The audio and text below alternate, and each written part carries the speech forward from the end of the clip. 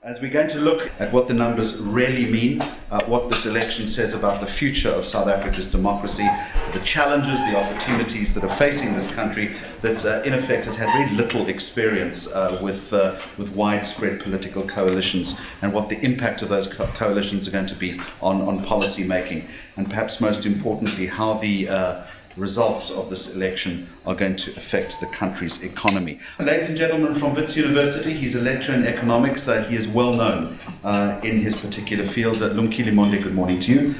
What it means on the economy side, we are, as you know, specifically in the city of Joburg, a service economy with finance and its related industries, specifically IT and professional services, your consulting firms, etc., being the huge contributors in this financial center of Africa. This development of potentially a new partner, I think it's going to dovetail very, very well with the Gauteng province plan. So I don't see any tension between the province as well as the city under a DA et al. Collision. I think the ANC is going to have to split. I think we're going to see one way, those that are going to be very reluctant for Zuma to go, going with Zuma, and the rest moving for progress. In Makura's statement, he's been very cautious to try and win business. So I'm foreseeing a situation whereby the attempt around industrial infrastructure, around reviving industrialization, rest assured, I think the DA and his allies with the ANC at provincial level, it is a very good mix for really policies that are pro-business, policies that are also supporting the poor, ensuring that we continue spreading infrastructure and services to the poor areas of Gauteng, whilst at the same time looking after our business sector, which requires reliable services, specifically water and power. There is no commitment with the Zuma administration around a long-term development of the masses of our people. They've shown it in their behavior, and that's why the electorate gave them the finger that we saw in the election. If you listen to ESCOM is committed to keeping us at ransom. So we need the city under the DA to other province to look at alternative sources. If ANC doesn't move, we may see ourselves facing a potential ground rate, because really the state doesn't have money and the consumer is highly stressed. So there's no one to text, as companies aren't producing as much return as they were before. Thank you. Peter Bruce is the editor-in-chief of Business Day and the Financial Mail. My bet is that there won't be any coalitions. Who would you put together? Who would possibly, in their right minds, do a deal with the EFF? And who would tie themselves to the ANC? Because whatever you do now, you live with that until you go into the general election in 2019, and I promise you it will take you down. Zuma has an incredibly difficult job to do between now and the end of next year, when the ANC has its elective conference. Not that he's going to get re-elected, I think he understands that, but he has to control the election, because unless he controls the election, whoever does get elected might not protect him as well as he needs to be protected once he doesn't have any political power anymore. I have to just take my hat off to the DA and Mmusi Maimane. I mean, I was one of the skeptics about Mmusi Maimane when he was elected. I thought he was a Helen Zille poodle, as did everybody else. And he's really done a whole lot of very brave things on his own. It's a nice opportunity for this young guy. And I don't want to leave Julius Malema out, because he's also a young guy, and they represent very different options for South Africa. People will be able to make much more clear choices rather than emotional ones based on liberation, based on legacy, based on all sorts of perfectly reasonable, heartfelt things about what this country has been through. And what you want to avoid, possibly, is having these executive mayors in the big metros. If you're able to have a non-executive mayor with lots of strong executive committees running things, that might help us through the next few years. Ladies and gentlemen, here's Justice Malala. So I thought, the kind of humor that goes with Nando.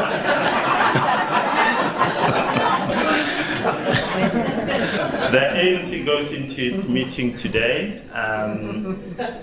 It will take 4 days, and a lot of people will keep on saying, oh, you know, it's time for Jacob Zuma to go. I don't think Jacob Zuma is going anywhere. I think he's going to be with us for a significant amount of time to come. The elections for me reflect what's going on inside the ANC. It's so factionalized, it is impossible for it to actually function as a united organization. How does one preserve the patronage networks that have been established here in Gauteng, in the city of Joburg, in the city of Pretoria where it's rampant, and in other parts of the country? That faction that is in there for itself to continue what it has had is essentially saying, you know what, let's keep going, let's make whatever deal we can. And some of the extraordinary demands that have been put on the table to build these coalitions are essentially to protect those patronage networks. And we should not think just because we've had an election that we might not see traumatic events like what we saw on 9/12. The conditions, the factionalized conditions remain the same. So the big battle over SAA, the big battles over ESCOM will continue. We have unemployment that is at crisis levels. There are 8.9 million South Africans who don't have a job. People think that, all these service delivery protests and so forth will stop. These are not going to stop. That pain, if this government doesn't get it together to turn around this economy, to change that, in fact, to stop the slide that's getting worse. 3.3 million people stayed home, just decided, I'm not going to vote for the ANC. Everywhere else in the provinces, the ANC is not just taking a beating in the city. The narrative has already started. All of us ANC leaders, we are all to blame for what has happened. Yes, we've taken a beating in the metros, we've taken a beating in some of the smaller towns. Julius Malema is powerful in Limpopo, but it's not Jacob Zuma's fault. It's all our fault. We all need to sit down and self-reflect. If the guys in Gauteng even begin to say, actually, it was because of Nganza, the Constitutional Court judgment, the 783 counts of fraud, corruption, racketeering, it will be, no, you're just deflecting here. You guys in Gauteng lost those metros.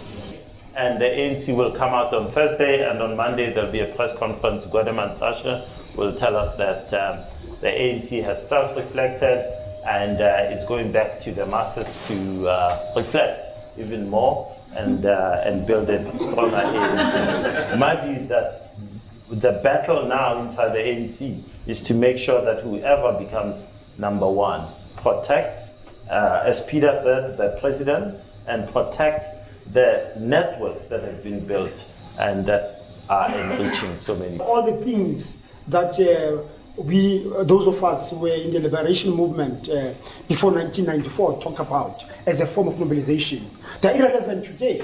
So my biggest fear, Jeremy, is really, given that the rand has strengthened so much, is that our external debt is going to look very affordable now. So we may see some improvement in our budget deficit, which then becomes very attractive for macroeconomic populism, where ANC feels desperate that look, we've suffered some losses, we want to look good, we're going big on massive delivery and run huge budget deficit and lead the country to a far worse position than it is today.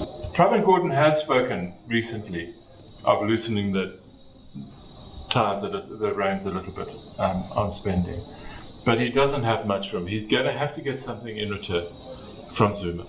And it might have to be SAA, let's say. We should be concerned. We should watch and ask questions. Nomvula Mokonyane was the head of elections.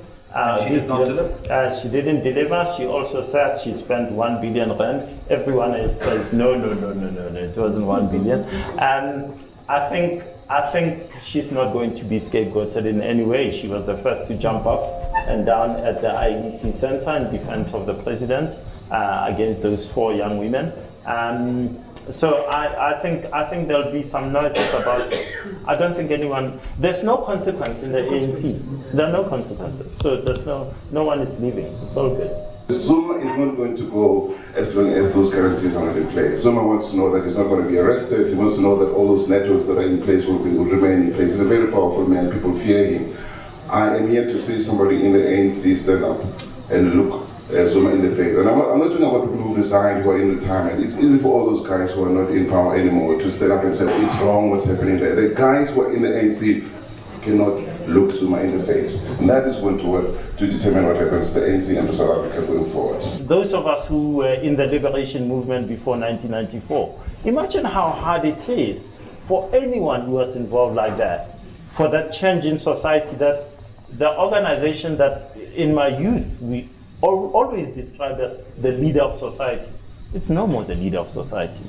I think the issues of the day in South Africa, particularly for majority of black people, is access to a job.